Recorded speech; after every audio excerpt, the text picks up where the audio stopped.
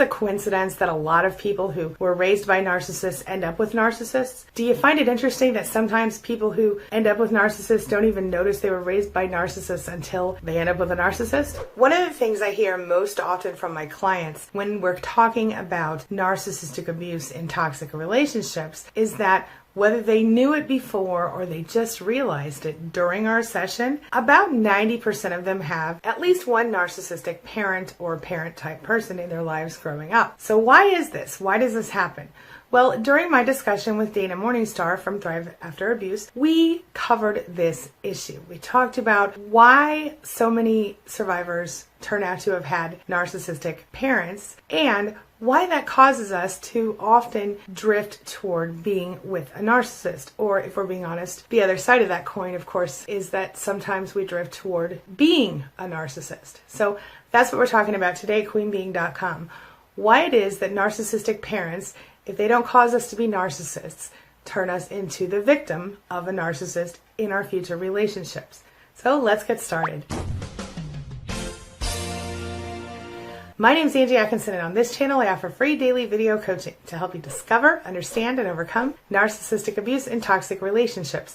I like to call it toxic relationship rehab. So if that sounds good to you, hit that subscribe button and we'll get going. I think one of the most important things that we have to realize as we're starting this conversation is that as individuals, we are raised by who we're raised by. We experience all different things in our lives, right? We have little bits of information coming from our teachers, our friends, our parents, our siblings, everyone in the world around us. Not just the people, but also the situations we're dealing with. If we were raised in poverty, that's going to affect the way we think. If we were raised spoiled rotten and we never needed for a thing in the world, well, that's going to affect the way we think. If our parents were hippies, if our parents were lazy, if they were possessive or controlling, all of those things are going to become part of who we are. As we grow up, we develop the ability and in fact the right, and I think the responsibility, to choose who we want to be. But before we become aware, before we wake up and we know that, we are quite literally, and even sometimes after we wake up and know that, we are quite literally the sum of our experiences. When you look at it from that perspective, we sort of, without even recognizing it, have a certain blueprint for ourselves, that we become exactly what we are sort of raised to be. Now, when we have a narcissistic parent in that mix, it really throws us off. I've done entire videos before on how narcissistic parents affect us in the long run, so I'm not going to go into every single detail of that in this video, but you can check it out in the cards above and in the description below. With that being said, let's discuss a couple of those effects that actually cause us to end up with narcissists in relationships. So if we're being honest, part of the reason that we end up with narcissists is because we are people pleasers. And when we have been raised by a narcissist, if we don't become a narcissist, we tend to become the opposite of that, a people pleaser. Whether or not they're openly abusive, our narcissistic parents taught us that their needs, their desires, their wants, their standards were more important than our own, and we were required to somehow follow their rules. And if we didn't follow the rules and do what they wanted us to do, well, then we were inherently bad or unacceptable or, as always, not good enough. We, as empaths, sometimes we would end up becoming caregivers of our parents, where we, instead of getting the love that they needed to give to us or should have given to us, we would watch them and make sure they were okay, and we would, take care of them, sort of almost like an extra parent. We would blame ourselves. We were consistently blaming ourselves, and if our father was anxious and stressed out and yelled at the whole family, it must be our fault somehow. If our parents got divorced, sometimes we would blame ourselves for that because it was easier for us to imagine that it must somehow be our fault and that we could try to do something to fix ourselves. And quite honestly, in some situations, our parents outright told us everything was our fault. Regardless of what your situation was, chances are you became a people pleaser and that you believed you were not good enough, and that you also sort of were chronically blaming yourself for every single thing that went wrong in your life and your family's life. And in your desire to be loved as an individual person, you were also always trying to figure out exactly what you could do to make your parent love you. So maybe you thought, if I was quieter, if I got better grades, if I took care of the dishes, if I did all the things I needed to do, if I did all the things that this person wants me to do, maybe I'll be good enough, maybe they'll finally love me. And when that never happened, you just were persistently looking for love. And whether you admitted it to yourself or not, it was a thing. As empaths, as survivors of this type of abuse, we very often blame ourselves for everything that has gone wrong in our lives, and we look for ways to make ourselves better, which in many ways seems to be the only thing that makes sense to us, because our parents teach us that they're perfect or that they're near infallible, or if they are fallible, then it's our fault somehow. And maybe it just has more to do with the fact that we need to maintain hope. We need to believe that things are going to get better, and so if we can stay focused on how we can fix ourselves or what we could be doing better, maybe it's a little bit of how we survive. With that being said, I think it's important to talk about one more major quality that happens to kids who are raised by narcissists, and that is insecure attachment. So first, I think it's important to define secure attachment, and that is our level of comfort with being attached to other people and trusting that that attachment is safe and okay for us. Dealing with having been abused or neglected or ignored, or dealing with, an emotionally absent parent or a parent who didn't take care of us in some way, very often leaves us kind of flapping in the wind in our parent-child relationship. So when we go and we think about, as adults, getting into relationships with new people, other people, we are insecurely attached. We don't trust that attachment. So a couple of different things can happen. Either we can become the sort of people who refuse to connect to anyone and who just absolutely don't attach to people at all and who just kind of a lone wolf type of person, or we can go the other direction where we get someone, we attach to them, and we're like, nope, I'm not letting go of you. I'm holding on to you forever and ever and ever. This can actually go really, really far in the wrong direction if you're not careful. But one of those two things is happening. Either we're going to become avoidant of any sort of personal emotional connection, we're going to refuse to attach, that's called avoidant attachment, or we're going to be so excessively upset, nervous, anxious about it that we're going to do the anxious attachment thing, where we're going to just constantly be chasing love, chasing love, chasing love. One of my favorite movies was called Practical Magic, and these two sisters, they lost their parents, okay? They were raised by these two aunts. And in the movie, they're watching their two aunts from the stairs, do some magic spell on some lady who's desperate to get this man back. And one of the sisters goes, I hope I never fall in love. She can't even imagine the horribleness of that moment. Why anybody would want to feel like that? Because this woman was feeling very desperate to get this man who wasn't available to her. And the other sister goes, oh, I can't wait to fall in love. See, so one sister was doing the avoidant, I don't ever want to be with somebody thing, and the other one was like, oh my gosh, I'm chasing love. That thing happens to us. So as we grow, as we move forward, as we seek new relationships, this becomes a problem for us.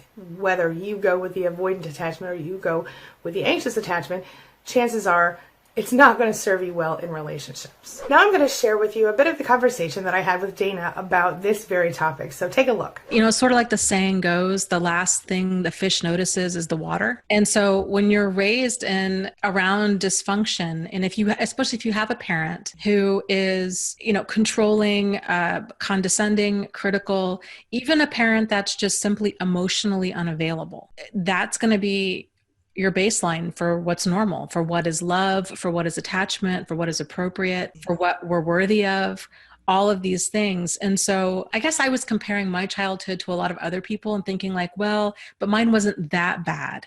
And I had really minimized a lot of the neglect, a lot of the, lack of healthy bonding, a lot of the stuff that went on. It wasn't until after my second relationship down the road that really it was like pulling a string on a sweater. Like when I began kind of examining things, that was when I realized, because I was like, how am I continuing to get tangled up with these people? And then I realized it's the love bombing. Then I realized, okay, so then why, what am I misreading about this? That messed with my mind so much because I just thought, the men that I was never attracted to really to bad boys. I was always attracted to very intellectual men, very nice, seemingly very nice guys, like Prince Charming kind of guys. And it didn't dawn on me for a long, long time that was a huge red flag, was charm. When I realized, okay, I've been walking around feeling unloved and unimportant pretty much my whole life. And that had made me, primed for emotional manipulators. And so when they would make me their whole world, I was totally wanting to jump into that whirlwind. And I was like, oh, this is so amazing. I feel like they're my soulmate. I feel like this is what's meant to be. This is healthy. This is ideal.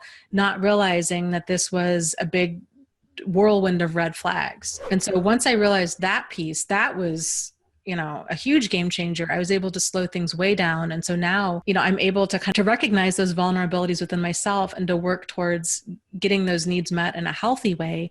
To where, there's so much to understanding all of this, right. But understanding our vulnerabilities. We all have vulnerabilities because we're all human.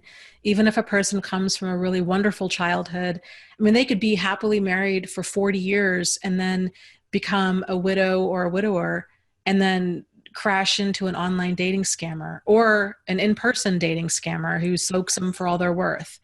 And so it's important that we're always kind of tuning into ourselves is I think the bottom line, like the big message in all of this is getting in alignment with our intuition and with our emotions and understanding. It's that degree of self-awareness with understanding our emotions. Then our standards and our boundaries and our deal breakers are all reflections of this. But if a person, if a person grows up, and I think frankly, most people grow up in homes where they're not allowed to have a lot of their individuality. It's sort of like the kid should be seen and not heard kind of a thing. And so I think children kind of, and I think we're on the cusp of doing more conscious parenting. So I think that's kind of phasing itself out. But I think for a long time, it was very much parents didn't want to be bothered. If their child was upset or hurt or didn't like how things that were going on in the house, the child didn't really have a say. And so at an early age, a child is really separated from their inner selves. Mm-hmm. And then if a child goes through a lot of abuse, not even a lot, if a child goes through abuse or neglect of any kind, that's going to further separate them from themselves. Because there's oftentimes a lot of gaslighting that goes on with that and blame and, oh, well, you caused this, you deserved it. I wouldn't have had to do X, Y, Z if you hadn't have done ABC. It's just all this faulty programming, I guess you could say, that kids pick up when they're young, and then we carry that over into adulthood. So odds are things in our lives have not been working for a long time, but they've been tolerable. So we never really noticed that there was a problem. And then we have some sort of relationship like this that we can't ignore. We're like, what on earth? Like, this was so outside the realm of like normal human behavior. What's going on? And then if it continues to happen, then it's sort of like, okay, now there's a pattern here. So what's going on? So for me, it was that first relationship with Jack. And then it was a few years later, that relationship with Steve. That was when I realized it was a pattern. And then I began going back and looking at all of my significant friendships in my life, other relationships that I'd had with men, with my parents, with, coworkers. And, you start kind of seeing, oh man, there's really this reoccurring theme here. Then it all starts coming together. I think you can kind of see where this is going, right? So if you want to change your life, if you want to stop feeling like you're dependent or like you're not good enough, you have to start with self-love. One of the most important things we must remember on every single level is, regardless of how you grew up, regardless of what your parents told you, regardless of what the narcissist told you, regardless of any of that stuff, here is the big important thing I need you to hear from today. You define yourself, and it's time for you to know that. It took me a long time to learn that I could define myself. It took me a long time to recognize that not only was I good enough, not only was I smart enough, pretty enough, whatever enough, but I could choose to be whoever I wanted to be. It didn't matter if it wasn't acceptable to a narcissist. It didn't matter if my mother thought it was a bad idea, or my brother thought it was a bad idea, or anyone else in my life thought it was a bad idea. Only mattered that it made me happy and that it wasn't hurting anyone else in the world. It's all about finding what works for you, what feels good to you, and what makes your soul feel alive, what makes your heart sing, the thing that gets you going in the morning, or that could if you found that thing. It's all about loving yourself. Ultimately, it's all about loving yourself, and I didn't even really know what that was until I managed to do it. So I want you to start today, right now, by dropping all of that old junk, all of those old perceptions, those niggling voices in the back of your head that are telling you you're not good enough. That's not even you. That's somebody else's voice from the past echoing. All right? Let go of that stuff. Every time you hear yourself tell yourself, I'm not good enough, all of that, I'm not good enough, I'm not smart enough, I'm not handsome enough, pretty enough, whatever, say no, that's not true. Pfft, out. Get out, and focus on what you really do want. Focus on what you deserve. Focus on loving yourself and treating yourself in the same way that you would treat someone you love. Your child, your niece, your nephew, the kid you mentored in high school, whatever. Whoever you would be kind to, treat yourself just like that. If you can imagine your child coming to you, let's say if you had a child, and your child saying to you, hey mom or dad, this is exactly what I'm going through, and they explain to you exactly what you're dealing with in this moment, what would you advise them? Let's say you're going through a relationship with a narcissist and they're mentally, verbally, and otherwise abusing you. What would you say if your child came to you and said, hey, I'm being treated this way by this person who I love? What would you say to your child? Would you tell them, oh, just stick it out and stay, you're not worth it? Of course not. You would tell them to get their stuff together and get out of there and do what they need to do because they deserve better. Listen, you deserve better too. Please don't forget, you deserve better. This brings me to the question of the day. And the question of the day is, if you found yourself with a narcissist, did you recognize that you were with a narcissist first and then recognize that your parents were also narcissists? Or if you were raised by a narcissist, did you end up with a narcissist? Or how did it all happen for you? Share your thoughts, share your ideas, and everything you think about that in the comment section below, and let's talk about it. That's all I've got for you right now. As always, thank you so much for being a part of my day and a part of my life. And hey, thanks for letting me be a part of yours. It really does mean a lot to me. I'll see you soon. It's my mission to teach others what I know to be true. You really can create the life you want. Take care of your body, take care of your soul, nurture the real you, and introduce him or her to the world. Be comfortable in your own skin and in your place in this world. Take your spot, take it now, and the universe will take its cue from you. You feel me? If so, subscribe to my channel. Let's get it done together.